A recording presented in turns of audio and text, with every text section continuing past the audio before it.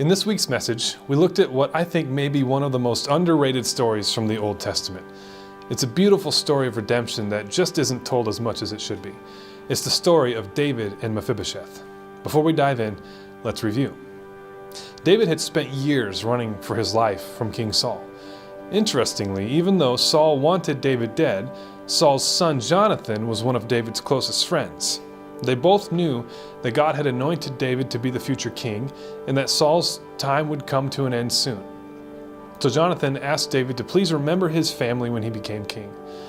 In 2 Samuel 9, we read about how David kept that promise. In one verse it says, "One day David asked, 'Is anyone in Saul's family still alive? Anyone to whom I can show kindness for Jonathan's sake?'" Now, if you're someone from the ancient Near East reading this story, and right now you're scratching your head. You see, the expectation was that kings would totally annihilate the family of the previous dynasty. So this would seem especially logical in this case, because Saul tried so hard to kill David after all. But instead, we see the opposite. We see David keeping his word to Jonathan and honoring Saul's family. Now, one of Saul's old servants, named Ziba, comes forward and tells David about a man named Mephibosheth, who is Jonathan's son and Saul's grandson. When he was 5 years old, he was dropped as his nursemaid carried him away after hearing of Jonathan and Saul's deaths, and his feet were broken, leaving him crippled for his entire life. So Mephibosheth is living on the outer reaches of the kingdom, probably trying to keep a very low profile. So David sends for Mephibosheth and has him brought to him. And surely Mephibosheth thought that journey was going to be his last one. But he was brought into the king's presence, and then in verse 7, he heard words that he probably did not expect to hear. It says, "Don't be afraid," David said. "I intend to show kindness to you because of my promise to your father Jonathan.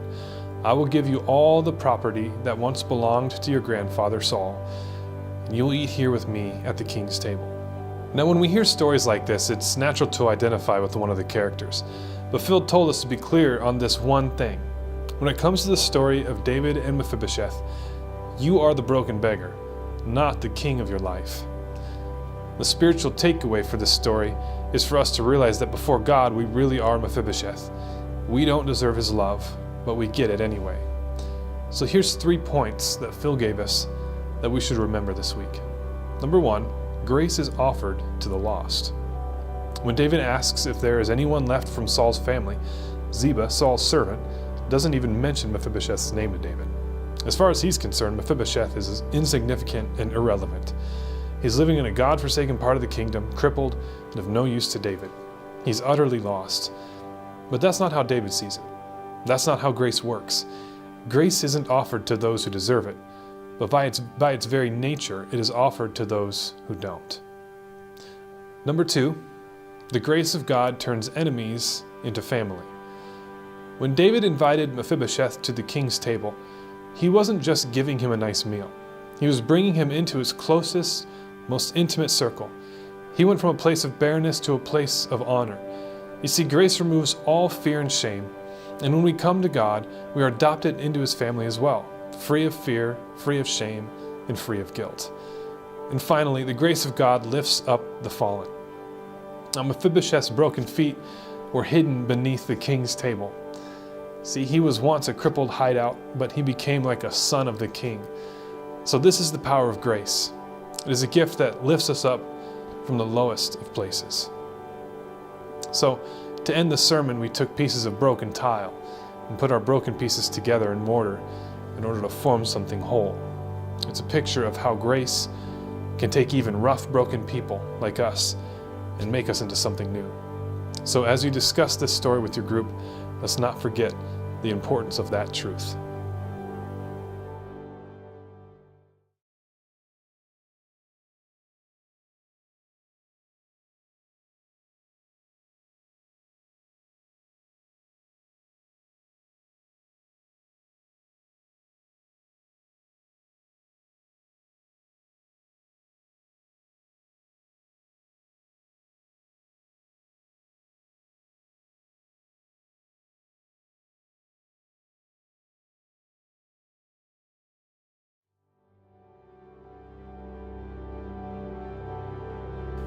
By now you've heard us make a big deal out of David's kindness toward Mephibosheth. It's important to realize that in the ancient world of kings and kingdoms, that sort of behavior just wasn't the way things went. And in case you're still skeptical, think about another ancient king from Assyria named Ashurbanipal. One of his first acts as king was to mutilate and kill all of his family's rivals and then feed their bodies to the dogs. So there's a very wide precedent among ancient kings to deal very harshly with rival claims to the throne. And as the only male descendant of King Saul, Mephibosheth was in fact the heir to Saul's throne. However, instead of treating him like a threat, David treated him like family. And he didn't just treat him like family either. He actually treats him as the rightful heir to Saul's estates. Instead of keeping that wealth all for himself, David gives it back to Mephibosheth, thus keeping the family of Saul, who had tried to kill him, in a place of honor. Now, that whole story is pretty great, and it can serve as a good moral teaching for us. But I don't think it becomes life-changing until we realize that it's not just a story, it's reality. And you and I are the ones who have already been shown this kindness, except the gift that we were given goes far beyond anything that David gave to Mephibosheth. Romans 5:10 says, "For since our friendship with God was restored by the death of his Son, while we were still his enemies, we will certainly be saved through the life of his Son." Now you may hear that verse and think, well, I've never been God's enemy.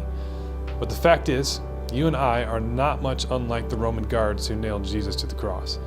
You see, left to ourselves, we will do the wrong thing. We will turn from God. You and I may not have been there that day 2,000 years ago, but if we're honest with ourselves, we'll probably admit that if we were, we'd have been one of the masses shouting, "Crucify." We are, in our own way, just like Saul, trying to kill God's appointed king. Yet, we've been shown this unending kindness. God has saved us through the life of his Son, and so we're all Mephibosheth, unable to stand on our own, but we've been carried to the table of the King and given a seat that we don't deserve. Grace is a beautiful thing.